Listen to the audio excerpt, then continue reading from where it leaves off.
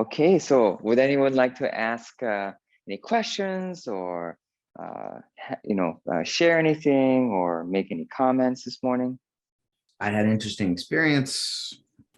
In the past, I felt when things release, I felt things released like out of channels and centers, and I felt them just kind of release just kind of at a general area or a specific point. But I'd read in texts in the past about how like blockages kind of like twist around the channels and constrict them, but I hadn't really experienced it. So I knew it was like theoretically a thing, but I hadn't really had any experience with it. But I had an experience where that's what it felt like. It felt like the blockage was kind of like twisting around the channel and kind of like squishing it. I felt that with the central column and my heart and like some of the meridians. And it felt like the chi and like the information couldn't flow through properly because of the constriction quality, like the wrapping quality. And so it was interesting when it released, it felt like it felt like kind of like the tube unkinked. And it felt like the chi could flow through and the information could flow through.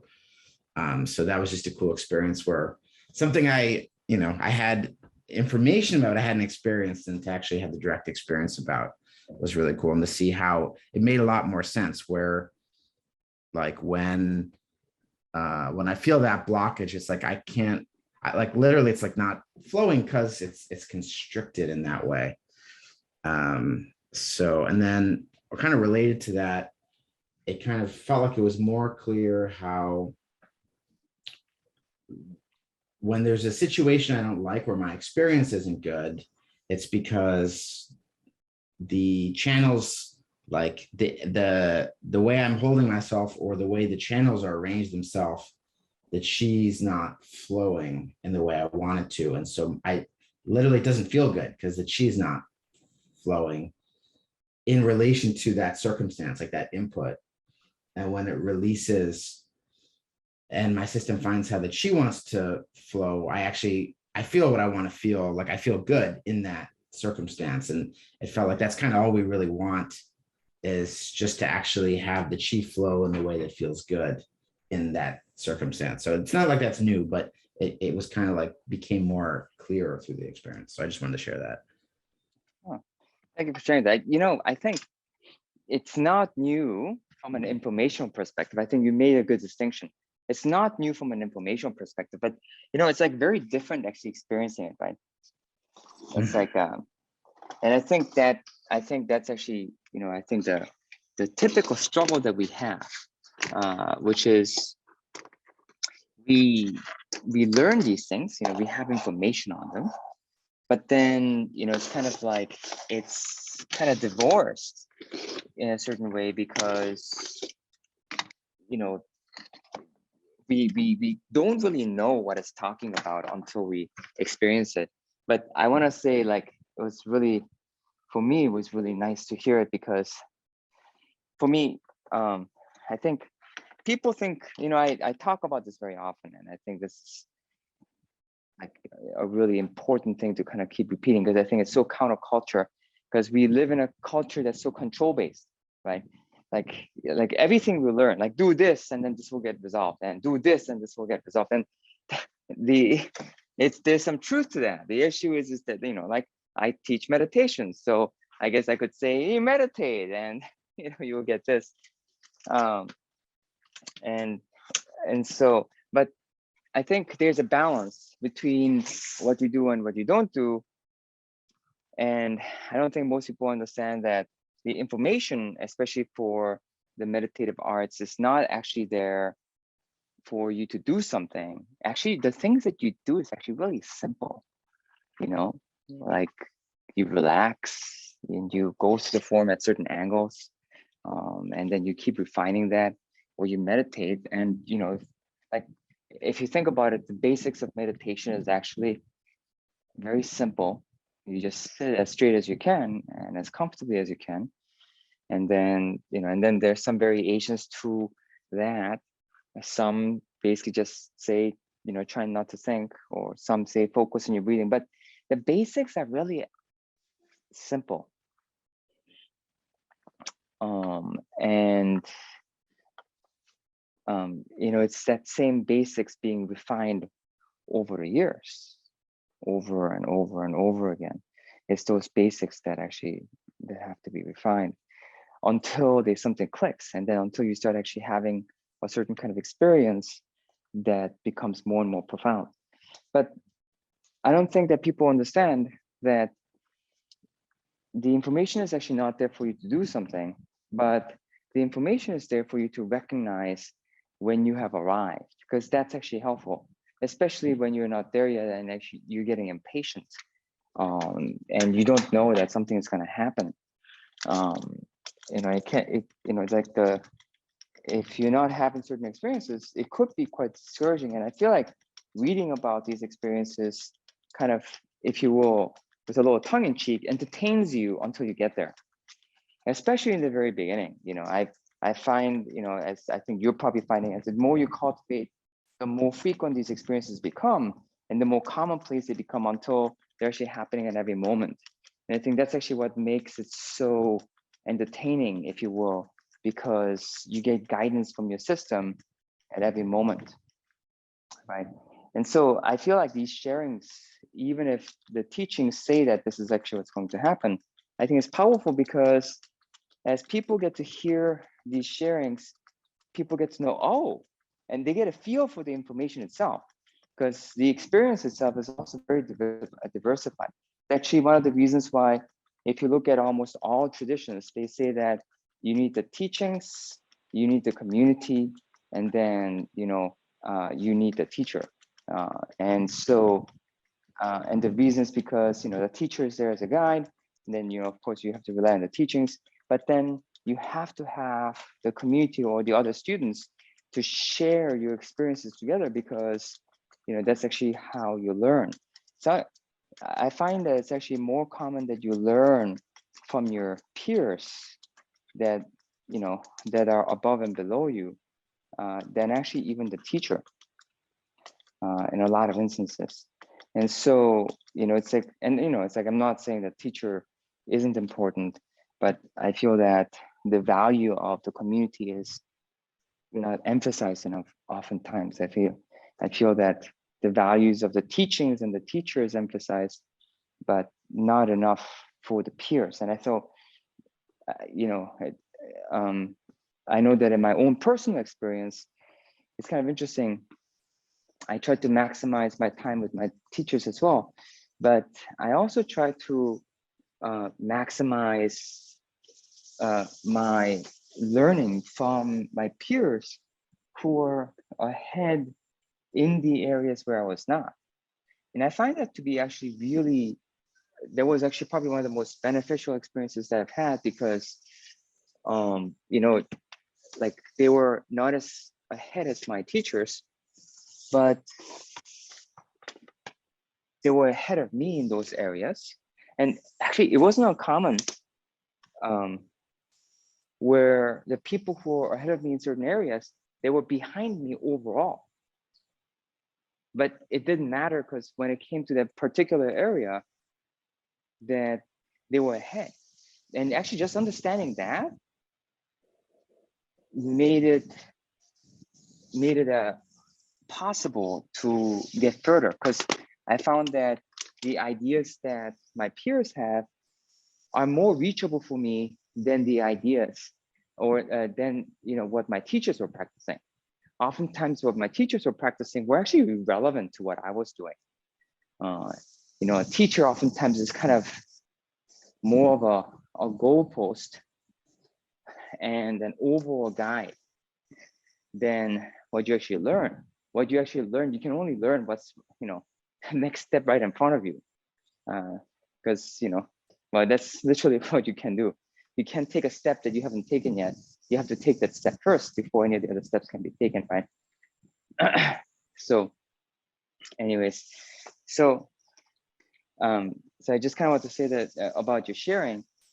And so I feel like I just kind of want to expound that the teachings are there, these stories are there for people to know what's possible and what's coming.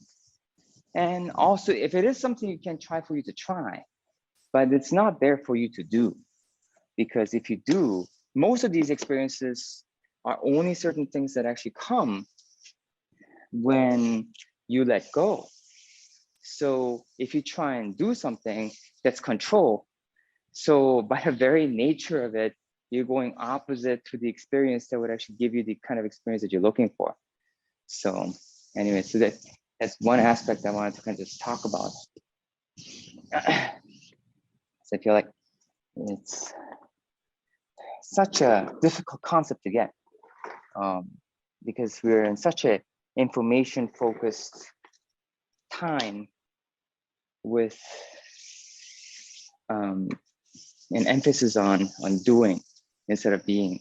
So Thank you. That was really great and really connected with my experience. And what you said about it, like the information being entertainment, I feel like that's really that's really spot on for me. And I feel like it's what you said. It's like it's been a inspiration to kind of entertain my mind. So I keep training. yes, yes, Not really something that I implement.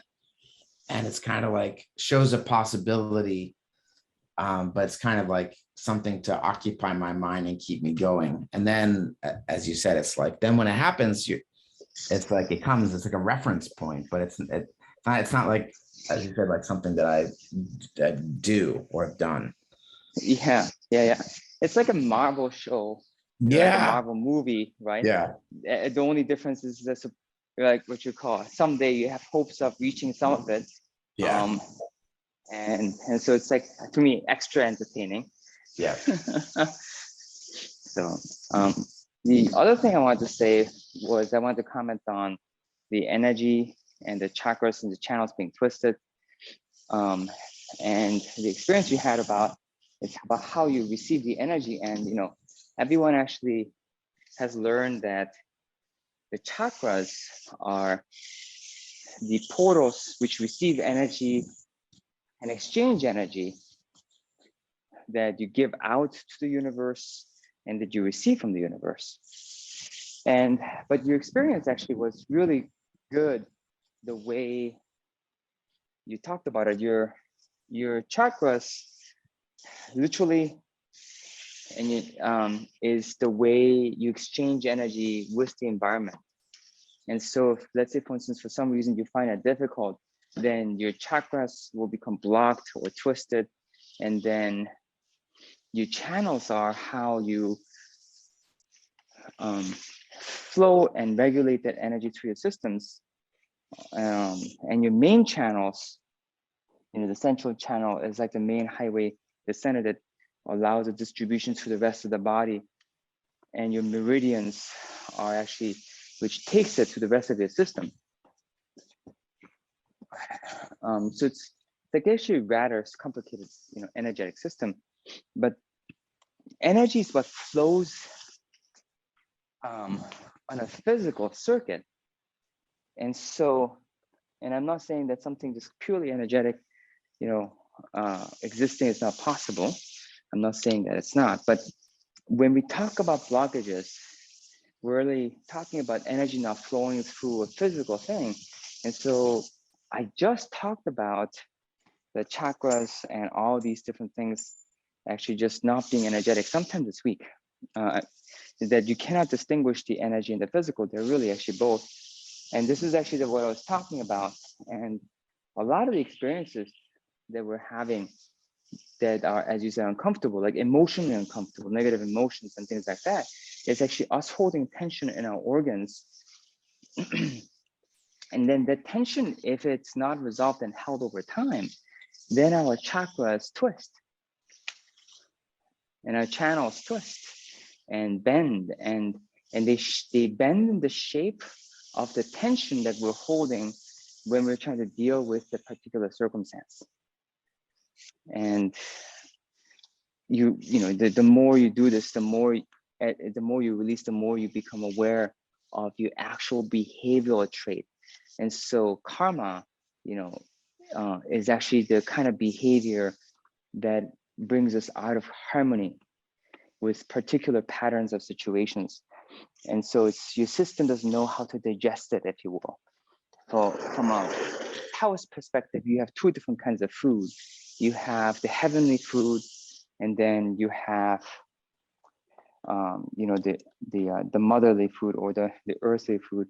Earthly food is actually what you eat, what you ingest. It's like the air, the water, the liquids. It's the gases and the liquids and the solids you need to sustain your physical body. So that's the earth.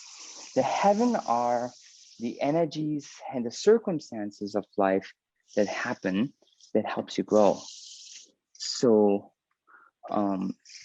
they're the events of life, ironically, actually, and the energetics. And so the 12 meridians are supposed to correlate with the stars, the 12 zodiacs. And that's why they're called also the heavenly streams. And so that's a very interesting concept. So what that means is that the things that are going on, the events that are happening in our lives, are actually food for us. But if we don't know how to digest it, then we have a nutrient issue. And so literally, we cannot circulate the energy with what is happening. And that's actually just like organs, physical organs getting sick. That's actually what happens with, our energetic system. But it's like life indigestion. Yeah, it's like life indigestion. And so, but the difference is that people don't realize that it actually still has an impact on the physical body, because, if you're depressed, you cave your chest in, your chest collapses from the depression. And, and that's a physical phenomenon. When you get angry, your shoulders hike up, and you clench your jaw, and your brow furrows. And so like you have very specific physiological phenomena, actually, which was researched really well by Paul Ekman, who actually showed that emotions are universal, and that there are certain expressions that come with it. And people used to think that emotions were actually just kind of something that was trained and culturally studied. And there's some truth to that, but he's also found that actually there is a universal basis for it. And it's really well studied. But it also goes well with what the Taoists found and what the Taoists studied, which is that your physical correlation, your physical body movement directly correlates with your energy. And so the better you understand it, you start realizing, oh, wow, like I'm holding my body. And that's actually what we call armoring, right? Literally, like you're bracing your body against a certain impact. And so the energy doesn't flow because you're bracing your body. And that's a physiological thing. And that actually goes all the way down, not just on the surface of the body, but it actually goes down all the way into your organs, because what you'll notice is that it's a feeling like anxiety, it's a terrible feeling. Or if you get triggered, it's a terrible feeling, your viscera, literally. They say that the most difficult thing for trauma patients, the reason they don't want to feel is because the viscera feels so terrible. It's literally the feeling of fear, and they're numbing themselves, meaning as in they're creating tension in the body to try and not feel that terrible feeling in the organs. Which means that they're tensing it, because if you tense it, you create more signals in the area to send to the brain that distracts you away from just the bad feeling. So you hold that tension chronically, that chronically held tension becomes a blockage. And that's actually what most of us are dealing with when we talk about karma. The behavior that causes the tension and not knowing how to unwind, and it has become such a pattern that it's basically become habitual. And because of that, our system is continuing to be unbalanced. But anyway, so when you talked about that, you talked about it in such a concrete way. And so I want to kind of just expound on that, because it was a really good opportunity to just how to look at this. But if we understand this, then we can actually use the chakras and this channels. You can see how in the moment when you're having an experience that you don't want to have, you start feeling literally in that moment how they start twisting. And as you relax, you start seeing how you could, and you have to just sit with the feeling, and you have to sit with the moment. One of the biggest issues is that we're looking for a solution before we are able to be present with the moment and understand the moment, because we're so afraid of it. And so because of that, we don't actually have any data to really respond, because we don't actually really know what's happening. We just having a knee-jerk reaction. How can you have an appropriate response when you don't even know what's happening? So it's one of the reasons why the first aspect of Tai Chi is to just be in stillness and not respond. Where it says when the opponent is still, you're still. When the opponent moves, you move before. But in order to do that, you need to be able to be calm. And actually, so the first step is actually just to be able to be present with what you're feeling until you start having an awareness as to why your energy system is responding the way it is. And that gives you tremendous insight in the moment when it's happening. So it's like you're there at the inception. The kind of training that we do, it gives us insight after the inception, which is important. But as you keep training that and become familiar with your system, you start having that insight in the moment, which is really cool. Thank you, Master Kim. This is really awesome and helpful. I feel like you're making the mechanism more clear as to how this happens and what, like, the origination of what I was experiencing. Oh, good. Yeah, that's thank you for saying that. Yeah, that's exactly what I was hoping to do, because when I learned it, there, there wasn't as much explanation of the mechanism. And whenever I got one, I found it very helpful. So, okay, good. Okay, I am done cleaning, so I need to get going here. So I bid you all just a great day of cultivation. May your chakras be open, and may you receive all the information that you've been hoping for, and may you release properly. Thank you so much, Master Kim. Thank you, Master Welcome. Kim. Thank you, Master Kim. Welcome. Bye.